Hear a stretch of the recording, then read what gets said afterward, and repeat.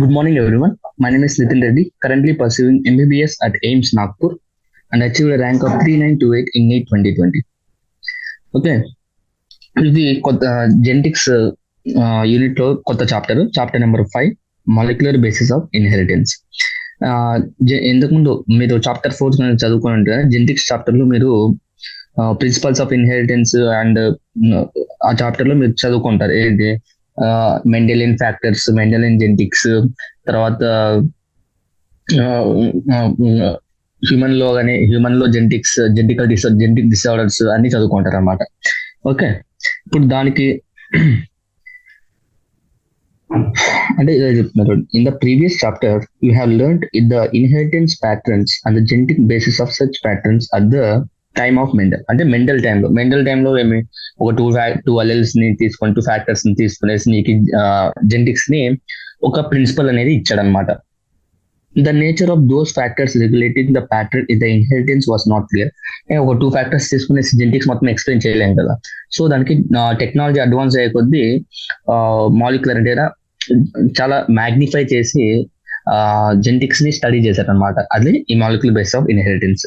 Over the next hundreds of years, the nature of putative genetic material was investigated and realizing that DNA is a genetic material. Okay, ఆ తర్వాత ఎప్పుడైతే Mendel టైంలో just ఒక two factors తీసుకొని చెప్పాడు అనమాట. కానీ ఇన్ రియాలిటీకి అది కూడా కరెక్టే, అంటే పెరిఫెరల్ గా చూసుకుంటే అది కూడా కరెక్టే ఆ టైంకి. కానీ టైం అడ్వాన్స్ అయ్యే కొద్దీ, టెక్నాలజీ పెరిగే కొద్దీ ఏం తెలిసిందంటే సైంటిస్ట్ మ్యాగ్నిఫై చేసి చూసేసరికి మీకు డిఎన్ఏ అంటే డిఆక్సీ రైబో న్యూక్లిక్ యాసిడ్, ఒక ఫుల్ ఫామ్ కూడా గుర్తుపెట్టుకోండి. అంటే ఒక మాక్సిమం గుర్తుంటుంది లేదు, ఎందుకంటే ఈ చాప్టర్ లో చాలా సార్లు వస్తుంది అది.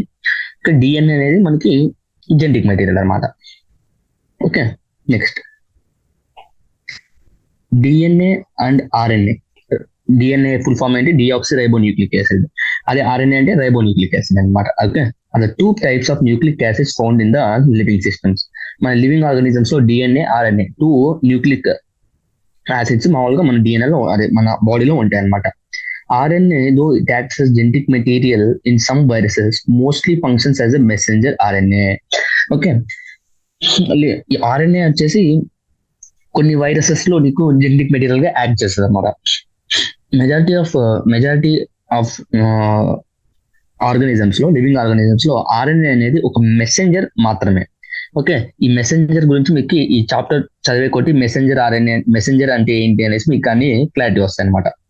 RNA has additional roles as well. It functions as an adapter, structural, in some cases catalytic molecule. So ఇవి గుర్తుపెట్టుకోండి. ఆర్ఎన్ఏ ఫంక్షన్స్ మామూలుగా ఏంటి? Genetic material,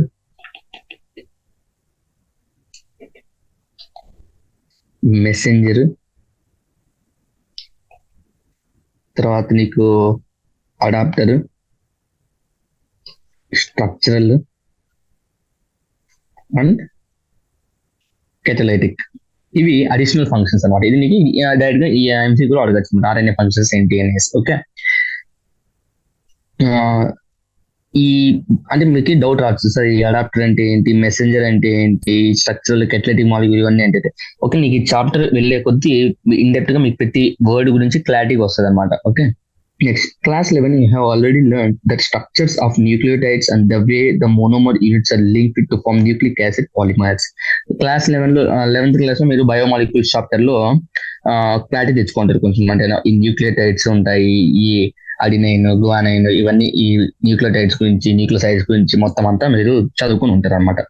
in this chapter we're going to discuss the structure of DNA, its replication, the process of making RNA from DNA, transcription, the genetic code that determines the sequence of amino acids in a proteins, the process of protein synthesis, translation and elementary basis of the regulation. అంటే ఈ chapter లో మీకు ఏమేమి వస్తాయంటే కదా, okay మీరు ఇక్కడ ఏం టెన్షన్ పడకండి, ఈ పదాలన్నీ కొత్తగా ఉన్నాయని టెన్షన్ పడనక్కర్లేదు. ఎందుకంటే ఇవి ఇక్కడ చదివే ప్రతి లైన్ గురించి ఇన్ డీటెయిల్ గా మీకు ఈ చాప్టర్ లో వస్తుంది అనమాట. ఓకే, ఇప్పుడు గుర్తుపెట్టుకోవాల్సింది ఏంటి అంటే అంటే రెప్లికేషన్ ప్రాసెస్ అంటే ఏమేమి చదువుకుంటాం అంటే రెప్లికేషన్ ప్రాసెస్ అంటే డిఎన్ఏ ఎలా రెప్లికేట్ అవుతుంది, అంటే ఒక డిఎన్ఏ కాస్త ఇంకో డిఎన్ఏ ఎలా రెప్లికేట్ అవుతుంది అనేసి. The process of making RNA from DNA, okay, RNA నుంచి డిఎన్ఏ తయారు చేసి దాన్ని ఏమంటాం, ట్రాన్స్క్రిప్షన్ అంటున్నాం. సో ఆ పదం గుర్తుపెట్టుకోవాలన్నమాట మీరు.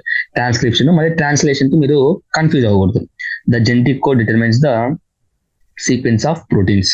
ఆ తర్వాత ప్రాసెస్ ఆఫ్ ప్రోటీన్ సింథసిస్ అంటేనా ట్రాన్స్లేషన్ అనమాట. ఓకే, సో ట్రాన్స్క్రిప్షన్ కి ట్రాన్స్లేషన్ కి మీరు కన్ఫ్యూజ్ అవ్వమాకండి.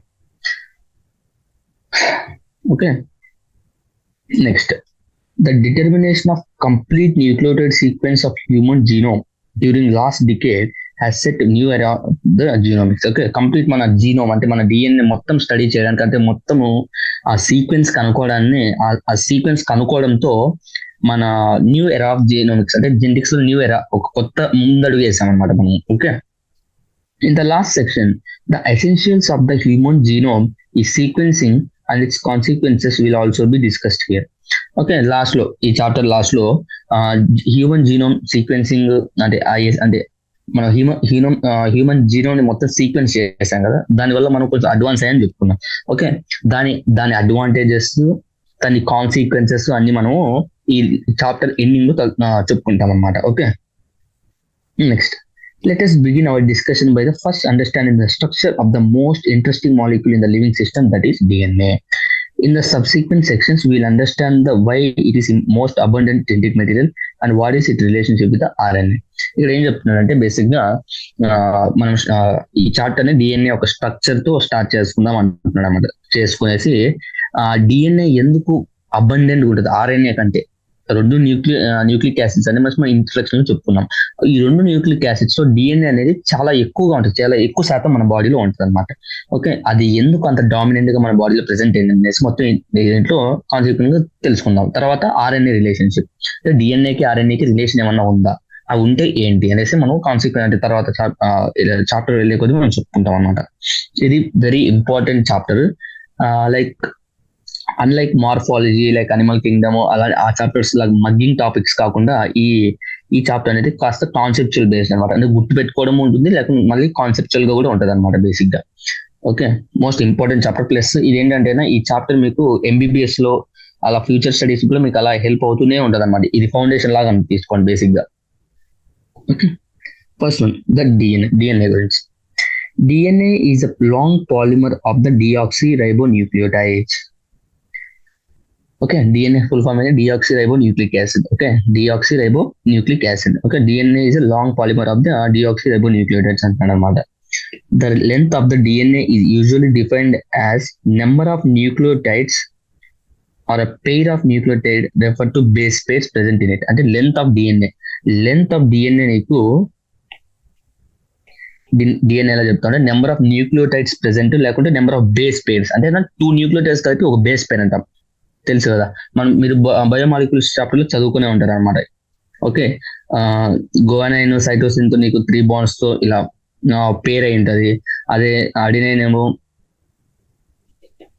2 బాండ్స్ తో, థైమిన్ తో ఇలా బాండ్ అయింటది అనేసి మీరు చదువుకుని ఉంటారు అనమాట. సో ఈ రెండు, ఇది ఒక న్యూక్లియోటైడ్, ఇది ఒక న్యూక్లియోటైడ్, ఇది ఒక న్యూక్లియోటైడ్, ఇది ఒక న్యూక్లియోటైడ్, ఇవి రెండు కలిపితే ఒక బేస్ పేర్ అనమాట. సో అలా నెంబర్ ఆఫ్ బేస్ పేర్స్ తో అన్న రెఫర్ చేస్తాం, లేకుంటే నెంబర్ ఆఫ్ న్యూక్లియోటైడ్స్ తో అన్న మనం రెఫర్ చేస్తున్నాం అనమాట.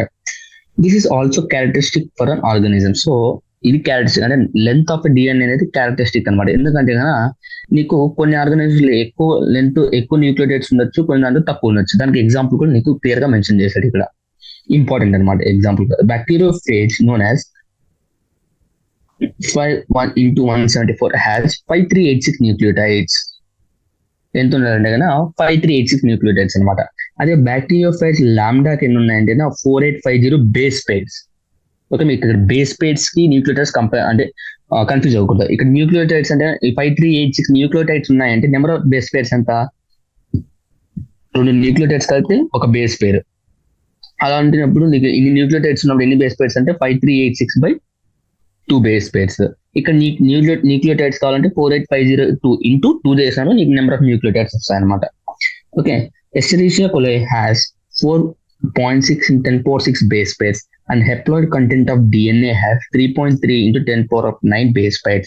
Haploid content అంటే మనం యూజువల్ గా మనకి 2 × n క్రోమోజోమ్స్ కదా, 2 sets of chromosomes 2n అంటాం బేసిక్ గా. ఎందుకంటే 2 sets of chromosomes ఉంటాయి కదా, 23 ఏమో మదర్ నుండి, 23 ఏమో ఫాదర్ నుంచి వచ్చింది. టోటల్ గా 46. సో ఒక హెప్లాయిడ్ కంటెంట్ హ్యూమన్ డిఎన్ఏ తీసుకుంటే నీకు 3.3 × 10⁴ బేస్ పేర్స్ ఉంటాయి అన్నమాట.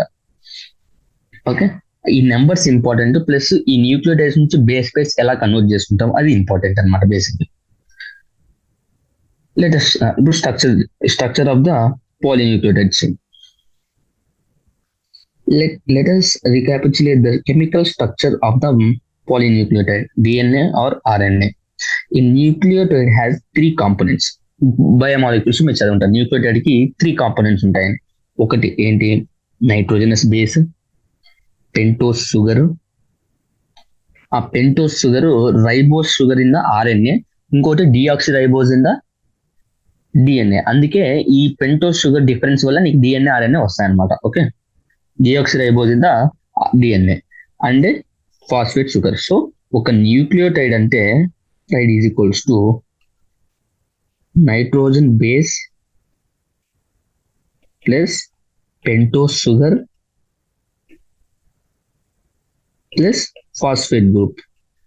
ఫాస్ఫేట్ ని PO4 - ఉన్నా కానీ అలా మెన్షన్ చేసి ఫాస్ఫేట్ గ్రూప్ ని. సో ఈ 3 కాంపోనెంట్స్ మీకు న్యూక్లియోటైడ్ లో వస్తాయి. Next, there are 2 types of nitrogenous base pairs, 2 types of nitrogen bases. Purines, purine లో నీకు ఏముంటాయి, అడినైన్, గువానైన్. పిరిమిడిన్స్ లో నీకు సైటోసిన్, యూరాసిల్, థైమిన్. ఓకే, ఇది ఇంపార్టెంట్ అనమాట నీకు. ప్యూరిన్స్, పిరిమిడిన్స్ నీకు నిద్రలో కూడా నువ్వు చెప్పేలాగా ఉండాలి అన్నమాట. ప్యూరిన్స్ లో ఏమొస్తాయి, అడినైన్, గువానైన్. అది పిరిమిడిన్స్ లో ఏమొస్తాయి, సైటోసిన్, యూరాసిల్, థైమిన్. సో నిద్రలో చెప్పేలాగా ఉండాలన్నమాట మీరు. Cytosine is common for both DNA and RNA. Pyrimidines లో నీకు సైటోసిన్ అనేది, అంటే ఇప్పుడు నీకు డిఎన్ఏ, ఆర్ఎన్ఏ రెండింటిలోనూ నీకు అడినిన్, గువానైన్స్ ఉంటాయి అనమాట. ప్యూరిన్స్ వచ్చేసి రెండింటిలోనూ ఉంటాయి, డిఎన్ఏలోనూ ఉంటాయి, ఆర్ఎన్ఏలో సేమ్ ప్యూరిన్స్ ఉంటాయి అనమాట. అదే పిరమిడిన్స్ కి వచ్చేసరికి సైటోసిన్ వచ్చేసి మళ్ళీ డిఎన్ఏ, ఆర్ఎన్ఏ రెండింటిలో సేమ్ ఉంటుంది. కానీ thymine is present in the DNA. ఆ థైమిన్ ప్లేస్ లో uracil is present in the RNA అనమాట. ఓకే, ఇప్పుడు అర్థమైందా? ప్యూరిన్స్ వచ్చేసి రెండిట్లో సేమే, డిఎన్ఏ, ఆర్ఎన్ఏ రెండిట్లో సేమే. కానీ పిరమిడిన్స్ వచ్చేసరికి సైటోసిన్ రెండిట్లో సేమ్ ఉంటుంది, ఆ డిఎన్ఏ, ఆర్ఎన్ఏలో. పిరమిడిన్స్ నీకు 3 టైప్స్ అని చెప్పుకున్నా. ఇదేమో థైమిన్ ఏమో నీకు డిఎన్ఏలో ఉంటే, యూరాసిల్ ఏమో నీకు ఆర్ఎన్ఏలో ఉంటుంది అనమాట. The place of thymine. Okay, a nitrogenous base is linked to the hydroxy group at OH, the first carbon of the pentose sugar through N-glycosidic linkage to form the nucleoside. అంటే pentose sugar నీకు వచ్చేసి ఆ nitrogen base తో కనుక bond అయితే, అంటే ఇప్పుడు నీకు ఏమంటున్నా అంటే nucleoside is equals to pentose sugar plus nitrogen base. నీకు న్యూక్లియోటైడ్ లో ఏదైనా 3 పార్ట్లు ఉంటాయి, అంటే nitrogen base, pentose sugar, phosphate. And ఇవన్నీ కలిపితే నీకు న్యూక్లియోటైడ్. ఇండైరెక్ట్ లేకుంటే నువ్వేమచ్చు, nucleoside plus phosphate bond is equals nucleotide. అదే న్యూక్లియోసైడ్ అనుకో, పెంటోస్ షుగర్, నైట్రోజన్ బేస్ అనమాట. Okay, such as adenosine. ఈ న్యూక్లియోసైడ్ ఏమంటావు అంటేనా, అంటే ఇప్పుడు అడినిన్ ఒక షుగర్ తో కలిసింది అనుకో, అది పెంటోస్ షుగర్ తో కలిసింది అనుకో, అది ఆర్ఎన్ఏలో అయితే అడినోసైన్, అదే డిఎన్ఏలో అయితే డిఆక్సి అడినోసైన్. అది గువానోసైన్ దాంట్లో ఆర్ఎన్ఏలో, అదే డిఆక్సి గువానోసైన్ డిఎన్ఏలో. సైటిడిన్, డిఆక్సిసైటిన్ ఆటోమేటిక్ గా ఆర్ఎన్ఏలో, ఇది డిఎన్ఏలో. యూరిడిన్ ఏమైనా దేంట్లో అంటాం మీరే చెప్పొచ్చు దీన్ని బట్టి. ఆర్ఎన్ఏ, డిఎన్ఏలో డిఆక్సి థైమిడిన్. ఎందుకంటే యూరిడిన్ అనేది, డిఆక్సి యూరిడిన్ అనేది ఎగ్జిస్ట్ అవ్వదు, ఎందుకంటే యూరాసిల్ అనేది ఓన్లీ ఆర్ఎన్ఏలో ప్రెసెంట్ అయింది అనమాట. When phosphate group is linked to OH of the 5th carbon of the nucleoside through phosphoester linkage, a corresponding nucleotide or deoxynucleotide depending upon the type of sugar present is formed. అంతే కదా, ఇక్కడ నేను చెప్పిండేది. So ఈ part మనము అడినోసైన్, deoxy అడినోసైన్ అంటున్నాం.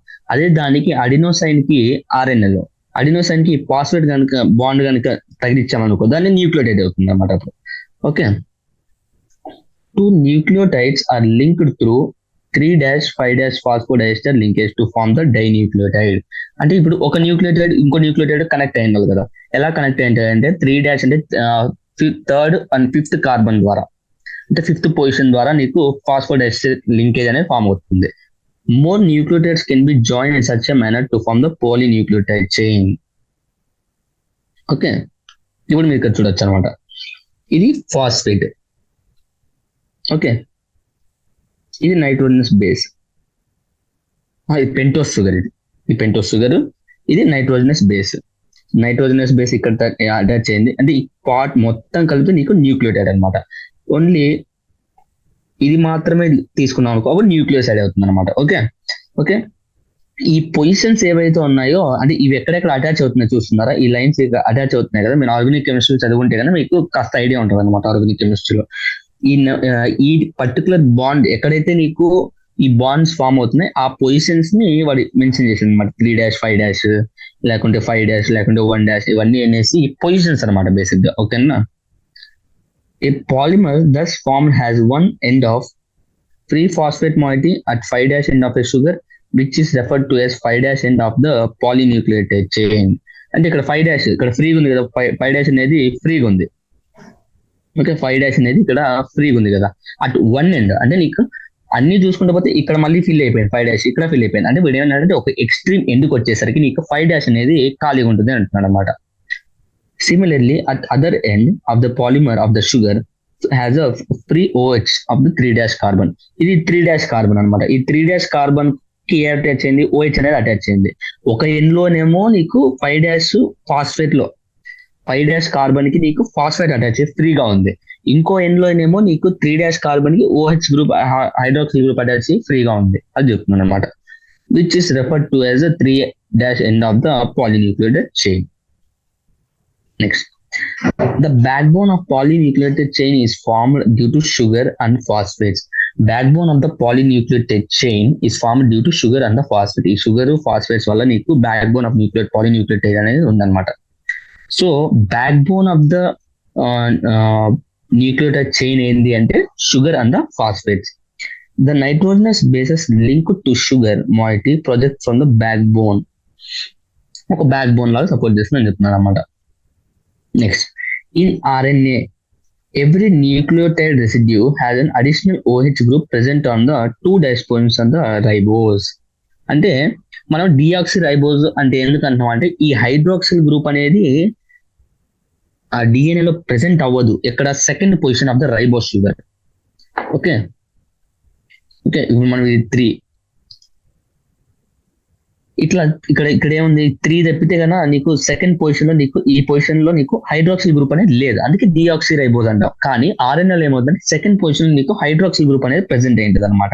So అందుకే ఆర్ఎన్ఏ ఏమంటామంటే కదా రైబోజ్ షుగర్ అంటే రైబోజ్ షుగర్ అంటాం. ఆల్సో ఇన్ ఆర్ఎన్ఏ ఇది మనకు తెలిసిందే. Uracil is found at the place of the thymine అంటే 5-methyl thymine, another name is thymine. అలా ఉంటుంది అనమాట. ఎందుకంటే యురాసిల్ థైమిన్ ప్లేస్ లో యురాసిల్ అనేది ఉంటుంది దేంట్లో ఆటోమేటిక్ దెన్ ఆర్ఎన్ఏలో. Okay. Next, DNA as an acidic substance present in the nucleus was first identified by the Friedrich Miescher. Okay, DNA as an acidic అంటే DNA as an acidic substance అని చెప్పింది ఆ scientist ఎవరు అంటే important scientist పేరు important, ఇచ్చిన scientist వరకు important అనేసి మీకు ఫస్ట్ డే నుంచి చెప్తున్నాను అనమాట. Okay, he named it as a nuclein. అక్కడ దాన్ని ఏమనుకో ఫ్రెండ్రిక్ మెషర్ ఏం చేశాడంటే డిఎన్ఏ ఒక ఎసిడిక్ నేచర్ అనేసి కనుక్కొని దానికి న్యూక్లిన్ అని పేరు ఇచ్చాడు అనమాట. However, due to technical limitation in isolating of such long polymer intact, the elucidation of the structure of DNA remained exclusive for a long period of time. అంటే ఇది DNA అనేది వెరీ స్మాల్ స్ట్రక్చర్ కదా, నీకు small structure plus lot of technology అనేది ఉండాలి అది చూడాలంటే కానీ. సో అది జస్ట్ గా ఎసిడిక్ నేచర్ గా బిహేవ్ చేస్తుంది అనేసి జస్ట్ ఎసిడిక్ అనేసి దాని న్యూక్లిన్ అని పేరు ఇచ్చేసారు అనమాట. అంతేగాని దాని స్ట్రక్చర్ డిస్క్రైబ్ చేయడం కానీ ఏమీ చేయలేదు లాంగ్ పీరియడ్, ఎందుకంటే దానికి లాట్ ఆఫ్ టెక్నాలజీ కావాలి, అప్పట్లో టెక్నాలజీ అవైలబుల్ లేదు. It was only 1953లో James Watson and Francis Crick, based on X-ray diffraction data produced by the Wilkins and Rosalind Franklin, proposed a very simple but famous double helix model of the structure of DNA. అంటే ఏం చేస్తారంటే యాక్చువల్గా James Watson, Francis Crick వాళ్ళు double హెలిక్సల్ structure అంటే DNA structure ని వాళ్ళు 1953లో వాళ్ళు scientist produce చేశారు మామూలుగా టీసీస్ అంటారు కదా, దాన్ని ప్రొడ్యూస్ చేశారు అనమాట. కానీ అది వాళ్ళు యాక్చువల్ గా కనుక్కోలేదు. ఈ Maurice Morris Wilkins and Roslin Franklin ఉన్నారు కదా, వాళ్ళు కొంచెం ఎక్స్రే డిఫ్రాక్షన్ డేటా వాళ్ళు వీళ్ళు అంటే వాళ్ళు యాక్చువల్ గా ఈ డబుల్ హెలిక్స్ స్ట్రక్చర్ ని మొత్తం కనుక్కునేది వాళ్ళు. కానీ ఈ ఫ్రాన్స్ క్రిక్, జేమ్స్ వాట్సన్ వీళ్ళకన్నా ముందు వీళ్ళని అంటే ఈ డేటాని వాళ్ళు తీసుకొని వీళ్ళు ప్రొడ్యూస్ చేసుకొని వాళ్ళ పేరు ఇచ్చేసుకున్నారు అనమాట బేసిక్ గా. ఓకే, సో ఇక్కడ నాకు అన్యాయం జరిగింది. One of the hallmarks of their proportion was the base pairing between the two strands of the polynucleotide chain. అంటే one of the hallmarks, ఇది ఇంపార్టెంట్. మళ్ళీ James Watson and Watson Crick అంటే Francis Crick produce అంటే ఇచ్చిన double helical structure లో hallmark ఏంటి అని మీకు క్వశ్చన్ రావచ్చు అనమాట. అది ఏంటి అంటే బేస్ పేరింగ్. బేస్ పేరింగ్ ఏదైతే ఉందో అది హాల్ మార్క్స్ అనమాట. However this proportion was also based on observation of the Erwin Chargaff that for the double standard DNA the ratios between adenine and thymine, guanine and cytosine are constant and the equals to 1. అంటే తర్వాత ఈ base pairing గురించి hallmark అని చెప్పాడు కానీ తర్వాత తర్వాత Erwin చార్గాఫ్ అనే సైంటిస్ట్ అబ్జర్వేషన్ ఆయన అబ్జర్వేషన్ బట్టి ఇంకా అంటే అది కరెక్ట్ అనేసి ఇంకా కరెక్ట్ గా చెప్పారనమాట.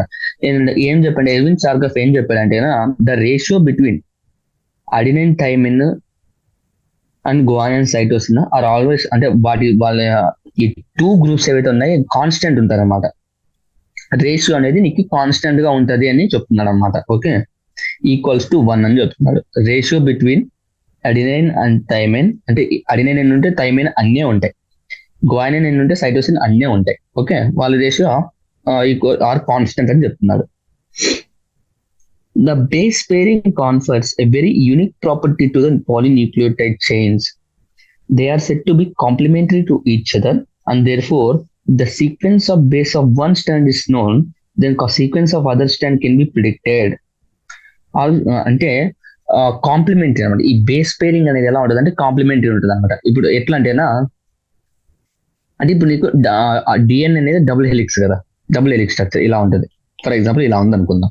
సపోజ్ ఇక్కడ ఒక న్యూక్లియోటైడ్, ఇక్కడ న్యూక్లియోటైడ్, ఇక్కడ న్యూక్లియోటైడ్, ఇక్కడ న్యూక్లియోటైడ్, ఇక్కడ న్యూక్లియోటైడ్.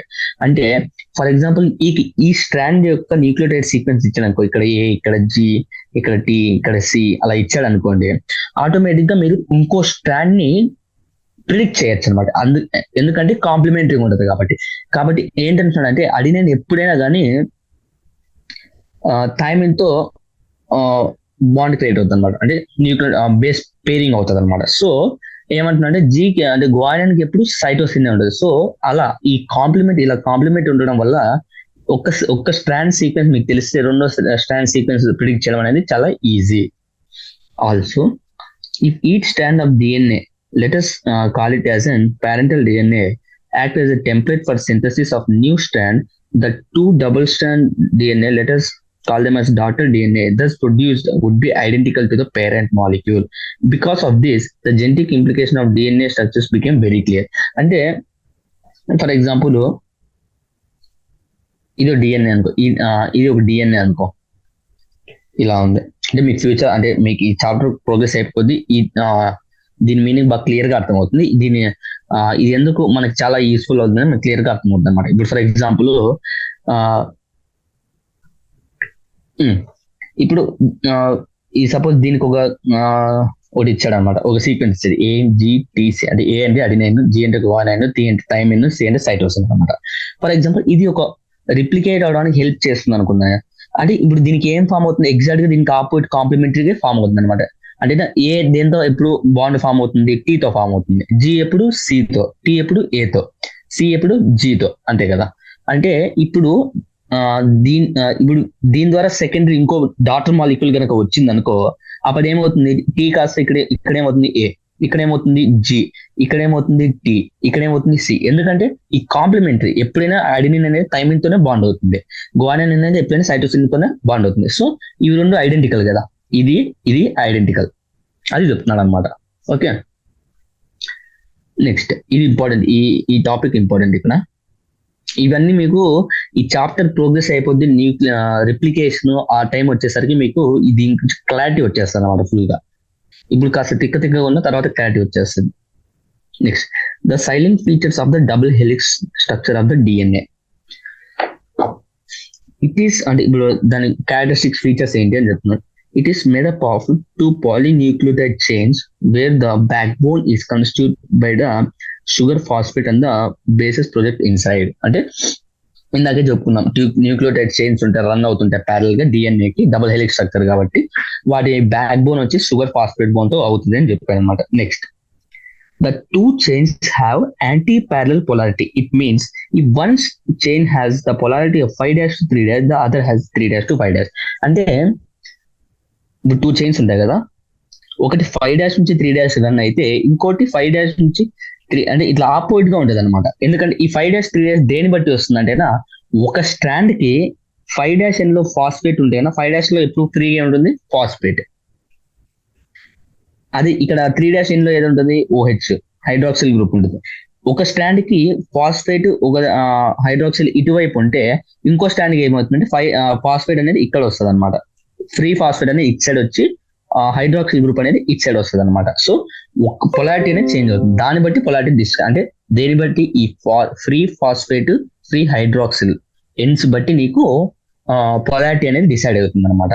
5' అండ్ దేన్ని అంటామంటే కదా ఫాస్ఫేట్ అండ్, ఒకవేళ ఫాస్ఫేట్ గ్రూప్ ఫ్రీగా ఉంటే దాన్ని 5' అండ్ అంటాం. అదే హైడ్రాక్సిల్ గ్రూప్ ఫ్రీగా ఉంటే దాన్ని 3' అండ్ అంటాం అనమాట. The bases in two strands are paired through hydrogen bonds. అంటే ఇప్పుడు అడినైన్, గువానైన్, అడినైన్, థైమిన్ ఎలా బాండ్ అయింటాయంటే with the help of the hydrogen bonds. Adenine forms 2 hydrogen bonds with the thymine from the opposite strand and vice versa. అంటే adenine వచ్చేసి నీకు ఎప్పుడు దేంతో bond అవుతుందని చెప్పాను, థైమిన్ తో. ఓకే, థైమిన్ తో బాండ్ అవుతున్నాయి. ఎలా బాండ్, హైడ్రోజన్ బాండ్స్. ఎన్ని హైడ్రోజన్ బాండ్స్ అంటే 2 hydrogen bonds. అదే ఒకవేళ guanine is bonded with the cytosine with the 3 hydrogen bonds. Guanine వచ్చేసి 3 hydrogen bonds తో సైటోసిన్ తో బాండ్ ఉంటుంది. ఇక్కడ మనం యురాసిల్ గురించి మాట్లాడట్లేదు, ఎందుకంటే ఇదంతా double helical structure of DNA silent features, మనం ఆర్ఎన్ఏ గురించి మాట్లాడట్లేదు. సో యురాసిల్ అనేది యాక్టివ్ రాదు. As a result always purine comes opposite to the pyrimidine. అంతే కదా, గువానిన్, సైటోసిన్ ఇప్పుడు కంపల్సరీ పేర్ అవ్వాలి, అడినైన్, థైమిన్ ఆల్రెడీ కంపల్సరీ పేర్ అవ్వాలి. అడినైన్ ఏమో ప్యూరిన్, థైమిన్ ఏమో పిరిమిడిన్. సో ఒక ప్యూరిన్ కి ఒక పిరిమిడిన్ కి మధ్యలో బాండ్ ఇప్పుడు ఫామ్ అవుతుంది అని చెప్తున్నాడు. Generates approximately uniform distance between the two strands of the helix. అంటే ఇప్పుడు ఇలా ఇలా ఇలా అవుతుంది కదా, బాండ్ ఫామ్ అవుతుంది. వీటి మధ్యలో ఈ ప్యూరిన్ కి ఈ పిరిమిడిన్ కి ఎంతైతే డిస్టెన్స్ గ్యాప్ ఉంటుందో ఈ ప్యూరిన్ కి ఈ పిరిమిడిన్ కూడా అంతే డిస్టెన్స్ గ్యాప్, అంటే యూనిఫామ్ లెంత్ ఆఫ్ డిస్టెన్స్ ఉంటుందని చెప్తున్నాడు అనమాట. The two chains are coiled in a right-handed fashion. The pitch of the helix is 3.4 nanometers. అంటే ఇలా అంటే 3D స్ట్రక్చర్ చూస్తేనా ఇక్కడ చూడండి, ఇలా కాయిల్ అయి ఉంటుంది అనమాట. సో దీన్ని మనం ఒక పిచ్ అంటాం అనమాట, పిచ్ అంటాం దీన్ని. ఓకే, సో ద నానోమీటర్ తెలిసిందే, మ్యాథ్స్ తెలుసుంటది అనమాట. అండ్ దేర్ ఆర్ రఫ్లీ 10 base pairs in each pitch, in each turn. అంటే ఒక టర్న్ ని, ఒక కంప్లీట్ టర్న్ ఇలా ఉంటుంది కదా, ఒక కంప్లీట్ టర్న్ ఇలా అయితే దాన్ని ఒక పిచ్ అంటాము. ఒక పిచ్ లో అంటే ఒక టర్న్ కంప్లీట్ అయిపోయేసరికి ఎన్ని బేస్ పేర్స్ దాంట్లో ఉంటాయంటే 10 base pairs. ఈ కౌంట్ అని మీకు గుర్తుపెట్టుకోవాలి, ఎందుకంటే మ్యాథమెటికల్ క్వశ్చన్స్ వచ్చే ఛాన్సెస్ ఉంటాయి మీకు వీకెండ్ ఎగ్జామ్స్ లో కానీ లేకుంటే ప్రాక్టీస్ ఎగ్జామ్స్ లో కానీ. Consequently the distance between each base pairs in a double helix is 0.3 nanometers. అంటే మన 10 అంటే ఒక టర్న్ లో మనము ఇది రివీల్ చేసిన దాంట్లో ఒక టర్న్, ఇదంతా ఒక టర్న్ అనుకుంటే ఒక టర్న్ లో ఎన్ని 10 నానోమీటర్స్, 10 బేస్ పైర్స్ ఉంటాయి. ఆ పిచ్ లెంత్ ఎంత అంటే మనకి నీకు ఒక ఎంత ఇచ్చిన 3.4 నానోమీటర్స్. సో 3.4 నానోమీటర్స్ బై 10 చేస్తే నీకు బిట్వీన్ ఈచ్ బేస్ పేర్ యొక్క డిస్టెన్స్ మీకు వస్తుంది అన్నమాట. దాన్ని ఎంత అంటున్నా అంటే 0.34 nanometres. Okay, the plane of one base pair stacks over the other double helix. This is an additional to hydrogen bond confers the stability and the helical structure. అంటే ఇలా ఇలా ఇలా కాయిల్ ఉంటుంది కదా, ఇలా కాయిల్ అయినప్పుడు ఇక్కడ కొంచెం మామూలుగా ఒక బాండింగ్ లాగా అనేది క్రియేట్ అవుతుంది అనమాట. సో స్టెబిలిటీగా ఉంటుంది ఆ కాయిల్ అంతా అనేది, నీకు స్టెబిలిటీగా ఉంటుంది. The plane of one base other double helix అంటే ఇలా 3D చూస్తే మీకు ఇలా ఉంటుంది అనమాట. సో ఒకదానికి దాని మధ్యలో హైడ్రోజన్ బాండ్స్ కాకుండా నీకు అడిషనల్ ఒక స్టెబిలిటీ రావడానికి బాండింగ్ లాగా హెల్ప్ అవుతుంది అనమాట.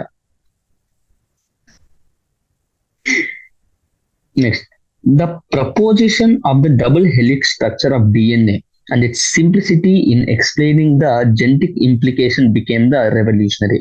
అంటే ఈ డబుల్ హెలిక్స్ స్ట్రక్చర్ అండ్ చాలా సింపుల్ గా ప్రపోజ్ చేయడానికి, డబుల్ హెలిక్స్ అంటే డిఎన్ఏ స్ట్రక్చర్ అనేది ఒకప్పుడు అంటే చాలా టెక్నాలజీతో కూడుకుని పని అనేసి ఎవరు దాన్ని టచ్ చేయడానికి వెళ్ళలేదు. కానీ టచ్ చేసి ఇంత సింపుల్గా ఒక డిఎన్ఏ స్ట్రక్చర్ ప్రపోజ్ చేసేసరికి అదొక రెవల్యూషన్ లాగా అయిపోయింది అనమాట. వెరీ సూన్ నెక్స్ట్ ఇంకో సైంటిస్ట్ పేరు Francis Crick and the same scientist proposed the central dogma in a molecular biology which states that the genetic information flows from DNA, RNA to protein. Central dogma అంటే ఏంటి అంటే కదా ఇదన్నమాట. DNA replication, తర్వాత DNA నుంచి RNA, దాన్ని mRNA transcription, mRNA నుంచి protein లెక్క దాని ట్రాన్స్లేషన్, దీన్ని సెంట్రల్ డోగ్మా అంటారు అనమాట. ఈ సెంట్రల్ డోగ్మాని ఇట్లే గుర్తుపెట్టేసుకోవాలి మీరు, చాలా ఇంపార్టెంట్, ఇది వెరీ ఇంపార్టెంట్. అంటే నీకు డిఎన్ఏ ఎలా ట్రాన్స్ఫర్ అవుతుంది, ఒక న్యూక్లియస్ ఒక సెల్ ఇంకో సెల్ డివైడ్ అయ్యేటప్పుడు ఎలా ట్రాన్స్ఫర్ అవుతుంది అంటే అది ఈ పాత్వేలో ట్రాన్స్ఫర్ అవుతుంది అన్నమాట ఇన్ఫర్మేషన్. దీన్ని సెంట్రల్ డోగ్మా అంటాం అనమాట. సెంట్రల్ డోగ్మాలో ఈ ప్యాటర్న్ ఎగ్జాక్ట్ ఇదే ఇంపార్టెంట్. ఒకవేళ దీన్ని ఇట్లా జంబుల్ చేసి ఇది అటు అది అటు చేసినా కూడా తప్పైపోద్ది అనమాట. సో మీకు క్వశ్చన్ రావడానికి ఛాన్స్ ఎక్కువ ఉంటుంది. సో ఇది బాగా గుర్తుపెట్టుకోవాలి.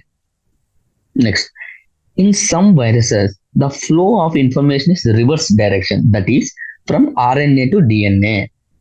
ఓకే, అంటే ఇక్కడ చూడు ఆ డిఎన్ఏ నుంచి ఆర్ఎన్ఏకి నీకు ఇన్ఫర్మేషన్ అనేది ఫ్లో అవుతుంది అనమాట. కానీ కొన్ని వైరస్లు ఏమవుతుందంటే ఆర్ఎన్ఏ నుంచి డిఎన్ఏకి నీకు ఇన్ఫర్మేషన్ ఫ్లో అవుతుంది. దాన్ని ఏమంటే రివర్స్ ట్రాన్స్క్రిప్టేషన్ అంటాం అనమాట. దేనిలో ఎగ్జాంపుల్ అంటే హెచ్ఐవి వైరస్ నీకు రివర్స్ ట్రాన్స్క్రిప్షన్ అనేది జరుగుతుంది అనమాట. అంటే ఆర్ఎన్ఏ నుంచి డిఎన్ఏకి నీకు ఇన్ఫర్మేషన్ అనేది ఫ్లో అవుతుంది అనమాట. Next, packaging of DNA helix. Taken the distance between two consecutive base pairs is 0.34 nanometre. అంటే చెప్పాను కదా, ఒక కంప్లీట్ టర్న్ లో నీకు 10 బేస్ పేర్స్ ఉంటే 3.4 నానోమీటర్స్ లెంత్ ఒక పిచ్ అయితే, ఒక 2 కాన్సిక్యూటివ్ బేస్ పేర్స్ మధ్య డిస్టెన్స్ నీకు 0.34 నానోమీటర్స్ అవుతుంది బేసిక్ గా. If the length of DNA double helix is typically mammalian cell is calculated. ఒక టిపికల్ మెమేలియన్ సెల్ యొక్క డిఎన్ఏ లెంత్ క్యాలిక్యులేట్ చేయాలి అనుకుంటే, by multiplying the total number of base pairs with the distance between the 2 consecutive base pairs, that is 6.6 in 10⁹ base pairs into 0.34 nanometers. అంటే మనకు 3.3 into 10⁹ base pairs ఒక haploid cell లో ఉంటుంది అనేసి మనము చూసాం ఇందాక. అదే 2 అంటే 2 అంటే 2n అంటే డిప్లాయిడ్ తీసుకుంటే ఎంత అవుతుంది, 6.6 and 10⁹ బేస్ పేర్స్ ఉంటాయి మామూలుగా. ఓకే, 6.6 and 10⁹ బేస్ పేర్స్ ఉండి మనం ఒక్కొక్క దానికి మధ్య ఒక్కొక్క బేస్ పేర్ కి మధ్య డిస్టెన్స్ మనం మల్టిప్లై చేసినా కదా ఓవరాల్ లెంత్ వచ్చేది. అప్పుడు ఎంత వస్తుంది అంటే it comes out to be approximately 2.2 meters. అంటే a length that is far greater than the dimension of the typical nucleus. దానికంటే చాలా రెట్లు పెద్దగా ఉంటది అనమాట. 2.2 meters అంటే చాలా ఎక్కువ కదా. సో ఇంత డిఎన్ఏ అంటే ఇంత లాంగ్ డిఎన్ఏని మనము కూడా చూడలేము. అంటే అంత టిపికల్ గా దాన్ని ప్యాకింగ్ అయిపోయి ఉంటుంది అనమాట. ఆ ప్యాకింగ్ ఎలా మనం ఇప్పుడు చూస్తాం. How is such long polymer is package into single cell. If the length of the E. coli of DNA is 1.366 millimeters, can you calculate the number of base pairs? అంటే ఇక నీకు 1.36 millimeters అంటే అని తెలిసినప్పుడు నీకు ఒక టిపికల్ గా ఒకదానికి మధ్య డిస్టెన్స్ నీకు అని తెలుసు 0.34 నానోమీటర్స్ అని తెలుసు. దాన్ని డివైడ్ చేసి నీకు నెంబర్ ఆఫ్ బేస్ పైర్స్ వస్తాయి. ఇన్ ప్రొకారియోట్స్, ఇప్పుడు ప్రొకారియోట్స్ గురించి మాట్లాడుతున్నాం. First prokaryotes such as E. coli, though they do not have defined nucleus, the DNA is not scattered throughout the cell. Okay, prokaryotes అంటేనా define nuclear membrane లేకపోవడం. Okay, లేకపోయినా సరే అయినా కూడా నీకు ఈ జెనెటిక్ మెటీరియల్ అనేది స్ప్రెడ్ అయిపోతుంది ఎక్కడికంటే న్యూక్లియస్ మొత్తం స్ప్రెడ్ అయిపోయింది అనమాట. ఓకే, అంతా ప్యాకింగ్ అయింటది. ఇండైరెక్ట్ గా మీనింగ్ ఏం చెప్తున్నా అంటే ప్యాకింగ్ అయింటది అనేసి ఆ ప్యాకింగ్ గురించి మనం చెప్పుకోబోతున్నాం. DNA being negatively charged is held with some proteins that have positive charges in a region termed as a nucleoid. Okay, nuclear reason లో డిఎన్ఏ అనేది ఒక నెగిటివ్లీ చార్జ్ అనమాట. సో మీరు గుర్తుపెట్టుకోవాలి. డిఎన్ఏ అనేది మీకు నెగిటివ్లీ చార్జ్డ్ అనమాట. సో ఒక పాజిటివ్లీ చార్జ్డ్ ప్రోటీన్స్ తో అది న్యూక్లియర్ రీజన్ లో పాజిటివ్లీ చార్జ్డ్ ప్రోటీన్స్ ఉంటాయి, దాంతో పాటు కలిసి ఉంటుంది అనమాట. The DNA in nuclear is organised in large loops held by the proteins. Okay, proteins అనే పాజిటివ్, అవి నెగిటివ్ కాబట్టి హెల్డ్ ఏంటంటే పట్టుకొని ఉంటాయి అనమాట. అది ప్రొకారియట్స్ లో ప్యాకింగ్ అయితే. ఒకవేళ ఈ యూకారియట్స్ దగ్గరికి వస్తే this organisation is much more complex. Okay, నీకు యూకారియట్స్ లోకి వస్తే కాంప్లెక్స్ గా ఉంటుంది అనమాట. There is a set of positively charged basic proteins called histones. Histones వచ్చి పాజిటివ్లీ చార్జ్డ్ అనమాట. Okay, protein acquires charge depending upon the abundance of amino acids residues with the charged side chains. The protein acquires the charge depending upon the abundance of the amino acids residues. అంటే amino acids ఎన్నైతే side chains లో ఉంటాయో దాని ద్వారా నీకు proteins అనేవి positive charge తెచ్చుకుంటాయి అంటున్నాడు అనమాట. Histones are rich in the basic amino acid residues lysine and arginine. అంటే హిస్టోన్స్ వచ్చి నీకు rich in the lysine and arginine. ఇది ఇంపార్టెంట్ అనమాట. ఈ లైన్ మీకు అడగచ్చు. Histones are rich in the lysine and arginine, important, మీకు అడగచ్చు. Both amino acid residues carries positive charge in the side chain. So histones అనేది ఈ బోత్ లైసిన్ ఆర్జినైన్ రెండు నీకు పాజిటివ్ చార్జ్ క్యారీ చేయడం వల్ల నీకు ఈ హిస్టోనిక్ కూడా పాజిటివ్ చార్జ్ అని వచ్చేసింది అనమాట. Histones are organized to form 8 molecules called the histonoctamer. అంటే హిస్టోనాక్టోమర్, ఒక హిస్టోనాక్టోమర్ లో నీకు 8 మాలిక్యూల్స్ ఉంటాయి అనమాట. అంటే 8 హిస్టోన్ మాలిక్యూల్స్ కలిపి ఒక ఆక్టోమర్ లాగా ఫామ్ అవుతుంది అనమాట. నెక్స్ట్, సో ఇప్పుడు ఏమవుద్ది, ఇదంతా పాజిటివ్, ఇది హిస్టోనాక్టోమర్ అనమాట. దీంట్లో 8 మాలిక్యూల్స్ ఆఫ్ హిస్టోన్స్ ఉంటాయి. సో ఇదంతా పాజిటివ్ చార్జ్ వచ్చేసింది కదా, దీనికి మొత్తం పాజిటివ్ చార్జ్ వచ్చినప్పుడు ఆటోమేటిక్ గా డిఎన్ఏ అనేది నెగిటివ్ చార్జ్ కాబట్టి అట్రాక్ట్ అయిపోయి కాయిల్డ్ అయిపోతుంది అనమాట దాని చుట్టూ. అదే చెప్తున్నారు. The negatively charge DNA molecule is wrapped around the positively charge histone octamer to form the structure call nucleosome. అంటే న్యూక్లియోజోమ్ అంటే ఇది హిస్టోనాక్టోమర్ ఉంది కదా, అది నెగిటివ్లీ చార్జ్, అది పాజిటివ్లీ చార్జ్డ్. దాని చుట్టూ డిఎన్ఏ కనుక ర్యాప్ అయితే దాన్ని మనం న్యూక్లియోజోమ్ అంటాం అనమాట. A typical nucleosome contains the 200 base pairs of the DNA helix. అంటే ఒక టిపికల్ న్యూక్లియోజోమ్ లో 200 base pairs of DNA helix ఉంటది అనమాట. Nucleosome constitute the repeating unit structure in a nucleus called the chromatin. Nucleosomes constitute the repeating unit of the structure in a nucleus called the chromatin. Okay, chromatin in nucleosomes ఉంటుందని చెప్తున్నాను. A thread like stain color body seen in the nucleus. అంటే ఇక్కడ చూడండి, beats nesting లో అంటే ఒక thread like అంటే coloured stains అనేది దానిలో న్యూక్లియస్ ఉంటుంది, క్రోమాటిన్, అది క్రోమాటిన్ అంటే. The nucleosomes in a chromatin are seen as the beads on a string structure when viewed under the electron microscope. ఇక్కడ చూడండి, మీకు ఎలక్ట్రాన్ మైక్రోస్కోప్ చూస్తే ఒక బీడ్స్ అనే స్ట్రింగ్, ఒక స్ట్రింగ్ లో బీడ్స్ ఉన్నట్టు నీకు కనపడుతుంది అనమాట. ద బీడ్ అంటే ఈ స్ట్రింగ్ లైక్ బీడ్స్ ఉన్నాయి కదా, ఇవి ప్యాక్డ్, ఈ క్రోమాటిన్ అనే దీని క్రోమాటిన్ అంటున్నాం కదా, ఈ క్రోమాటిన్ ప్యాక్ అయ్యి నీకు క్రోమాటిన్ ఫైబర్స్ లాగా నీకు ఫామ్ అవుతుంది అనమాట. ఇవి మళ్ళీ ప్యాకేజ్ అయ్యి మెటాఫేజ్ స్టేజ్ లో నీకు క్రోమోజోమ్స్ లాగా ఫామ్ అవుతుంది అనమాట. సెల్ డివిజన్, సెల్ సైకిల్ జరుగుతుంది, మెటాఫేజ్ స్టేజ్, అనాఫేజ్, ఫేజ్ అనేది. Okay, the packaging of the chromatin at a higher level requires the additional set of proteins that collectively referred to as the non-histone chromosomal proteins. అంటే ఇప్పుడు chromatin వచ్చేసి నీకు ఒక set chromatin వరకు మీకు pack అయిపోయింది, ఇంకా ప్యాకేజింగ్ జరగాలి. కాబట్టి ఆ ప్యాకేజ్ జరగాలంటే నీకు అడిషనల్ సెట్ ఆఫ్ ప్రోటీన్స్ కూడా కావాలన్నమాట. Collective they are known as the non histone chromosomal proteins are refer to as euchromatin. Okay, euchromatin లో ఏంటంటేనా, యూక్రోమాటిన్ లో నీకు క్రోమాటిన్ అనేది లూజ్లీ ప్యాక్డ్ అనమాట. లూజ్ గా ప్యాక్ అయ్యి నీకు స్టెయిన్స్ లైట్, తక్కువ స్టెయినింగ్ తీసుకుంటుంది అనమాట. దాన్ని యూక్రోమాటిన్ అంటాం. So chromatin that is more densely packed and stains light అనమాట. అదే హెట్రోక్రోమాటిన్ లో నీకు ఏమవుతుంది అంటే డెన్స్లీ ప్యాక్డ్ అనమాట. Densely pack and looks like dark, అంటే అంతే కదా, ఎక్కువ టైట్ గా ప్యాక్ అయితే నీకు డార్క్ గా కనబడుతుంది. లైట్ గా ప్యాక్ అయ్యి లూజ్ గా ఉందనుకో అప్పుడు లైట్ గా స్టెయిన్ అవుతుంది అనమాట. ఓకే, ఇప్పుడు ఈ రెండు ఎంసీక్యూ పాయింట్స్ నీకు. యూక్రోమాటిన్ లో హెట్రోక్రోమాటిన్ డిఫరెన్సెస్ ఏవైతే ఉన్నాయో నీకు బోర్డ్ ఎగ్జామ్స్ లో కూడా అడగచ్చు, లేకుంటే ఎంసీక్యూస్ లో కూడా అడగచ్చు అనమాట. Euchromatin is set to be transcription లో active chromatin, whereas the heterochromatin is inactive. So ఇది కూడా MCQ point, most important MCQ point అనమాట. అంటే యూక్రోమాటిన్ అండ్ హెట్రోక్రోమాటిన్ వచ్చి డిఫరెన్సెస్ గా అలాగా మీకు క్వశ్చన్ రావచ్చు. యూక్రోమాటిన్ ఏమో transcription active and heterochromatin transcription inactive అనమాట. ఓకే, తర్వాత ఇంకా యూక్రోమాటిన్ లో లూజ్లీ ప్యాక్డ్ ఉంది, తక్కువ స్టెయిన్. హెట్రోక్రోమాటిన్ ఏమో డెన్స్లీ ప్యాక్డ్ అందరూ డార్క్లీ స్టెయిన్ అనమాట. Okay, next search of the genetic material. Even though discovery of nuclein by Michel and the proposition principles of inheritance of Mendel were almost at the same time, but the DNA act as genetic material took long time to be discovered and the proven.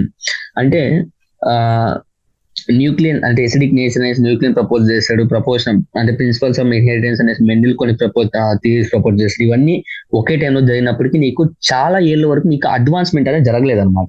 చాలా సంవత్సరాల వరకు నీకు advance అనేది జరగలేదు. అంటే డిఎన్ఏనే ఒక genetic material గా act అవుతుంది అలా ప్రూవ్ చేయడానికి చాలా సంవత్సరాలు పట్టిందని చెప్తున్నాను అనమాట.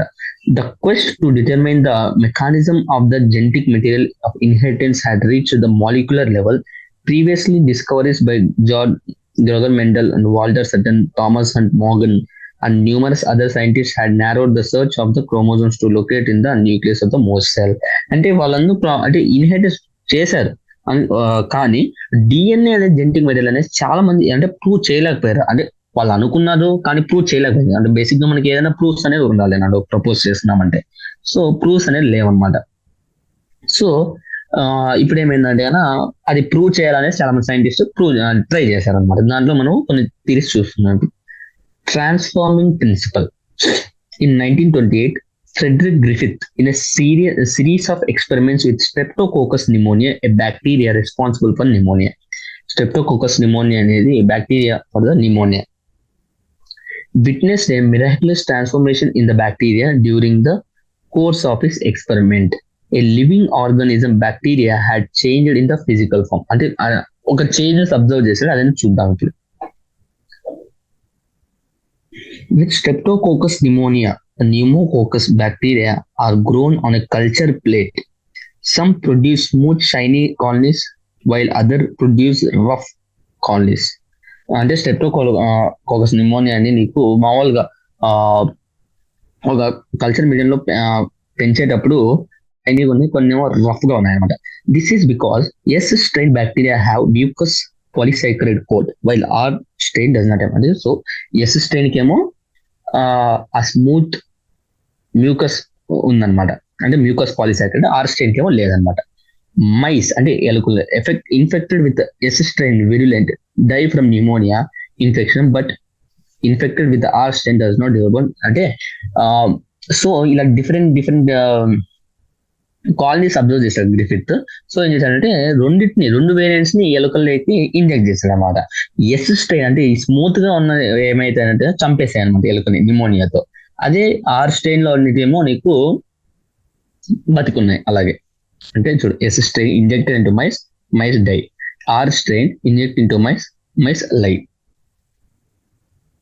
Griffith was able to kill bacteria by heating them. He observed that heat killed S-strain bacteria injected into mice did not kill them. Okay, అంటే ఆ తర్వాత ఏం చేశారంటే హీట్ చేసి కిల్ చేశారు అనమాట. సో S-strain హీట్ కిల్డ్ అంటే S-strain వచ్చేసి అంటే హీట్ చేసి మళ్ళీ ఇంజెక్ట్ చేశాడు అనమాట. అప్పుడు మైస్ బతికే ఉంది. Okay, next S-strain heat kill అంటే S-strain చంపేశాడు అనమాట. మళ్ళీ హీట్ చేశాడు, హీట్ కిల్ అంటున్నారు దాన్ని. తర్వాత ఆర్ స్ట్రెయిన్ వచ్చి లివ్ అంటే బతికే ఉంది అనమాట. అవి రెండు కలిపి నీకు మళ్ళీ ఇంజెక్ట్ చేశాడు, అప్పుడు మైస్ చచ్చిపోయింది, అంటే ఎలుక చచ్చిపోయింది. The injected mixture of heat kill అని చెప్తున్నాడు.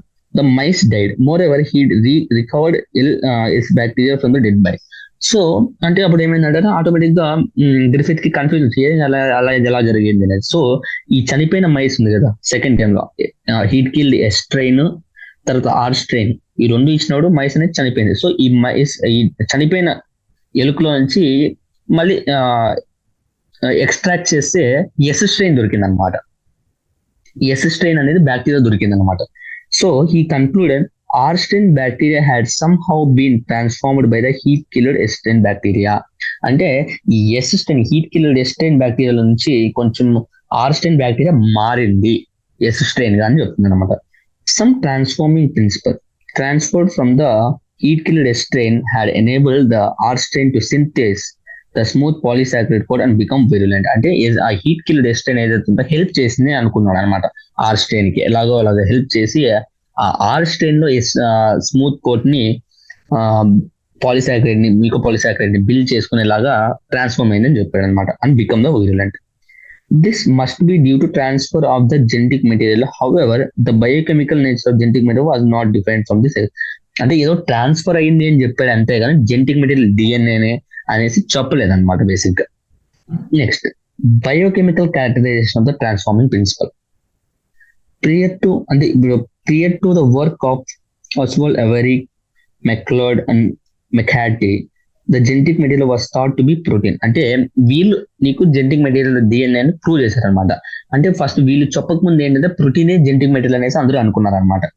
They worked on to determine the biochemical nature of transforming principle of Griffith. Griffiths experiment base చేసుకొని వాళ్ళు థీసిస్ ని స్టార్ట్ చేశారనమాట. They purified the biochemicals, proteins, DNA, RNA, etc. from the heat-killed S cells to see which ones could transform live S cells into S cells. అంటే ఈ ఎలుక చనిపోయిన second experiment లో దాని నుంచి రికవర్ చేశారనమాట. ఆ హీట్ కిల్ ఎస్ స్ట్రెయిన్ అనేది రిపోర్ట్ చేసి దాంట్లో ప్రోటీన్స్, డిఎన్ఏ, ఆర్ఎన్ఏ వాళ్ళకి దొరికాయి. ఈ మూడింటిని తీసుకొని వాళ్ళు కనుక్కోవాలనుకున్నారు దేని వల్ల యాక్చువల్ గా ఆర్ఎన్ఏకి పవర్ వచ్చింది అనేసి.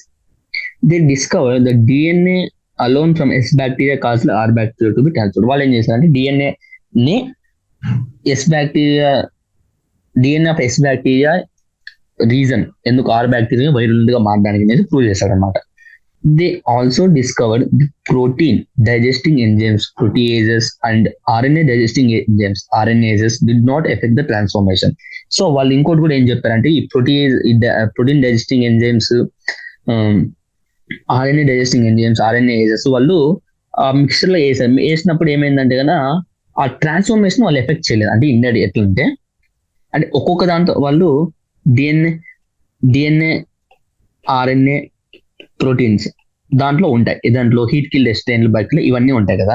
వాళ్ళు ఏం చేశారంటే ఫస్ట్ ఆర్ఎన్ఏజెస్ వేసారనమాట. అంటే ఆర్ఎన్ఏ ఏజెస్ వేసినప్పుడు ఏమవుతుంది, ఆర్ఎన్ఏ చచ్చిపోతుంది. అప్పుడు ఏమేమి ఉంటాయి, డిఎన్ఏ, ప్రోటీన్స్ మాత్రమే ఉంటాయి. అప్పుడు ఏం చేశారు, ఒకవేళ heat kill S strain R strain ని విరులెంట్ గా మారుస్తుందో లేదా అని టెస్ట్ చేశారు అనమాట. వేశారు ఇక్కడ ఆర్ స్ట్రెయిన్ కి వేశారు. ఆర్ స్ట్రెయిన్ ఏమైంది, విరులెంట్ గా మారింది, ఎందుకు డిఎన్ఏ ఉంది కాబట్టి. తర్వాత ఏం చేశారంటేనా ప్రోటీనేజెస్ వేసారనమాట. వేసినప్పుడు కూడా మళ్ళీ డిఎన్ఏ మారింది, మళ్ళీ అది విరులెంట్ గా మారింది. ఒక్కసారి ఎప్పుడైతే వాళ్ళు డిఎన్ఏజెస్ వేసారో ఇవి లేకుండా ఓన్లీ ఆర్ఎన్ఏ, ప్రోటీన్స్ ఉన్నప్పుడు అది ట్రాన్స్ఫార్మ్ అవ్వలేదు. సో దాన్ని బట్టి వాళ్ళు కన్క్లూడ్ అయ్యారు అనమాట.